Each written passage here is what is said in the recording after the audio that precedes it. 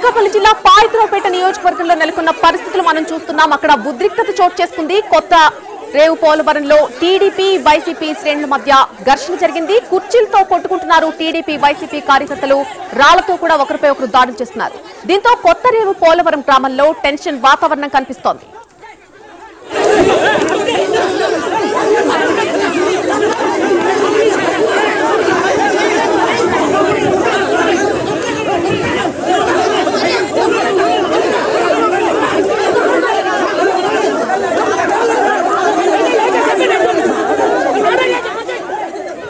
మరొక 40 నిమిషాల్లో పోలింగ్ ముగుస్తుంది అనగా కొన్ని చోట్ల కొన్ని ప్రాంతాల్లో మటుకు ఇలాంటి ఘటనలు చూస్తూ ఉన్నాం.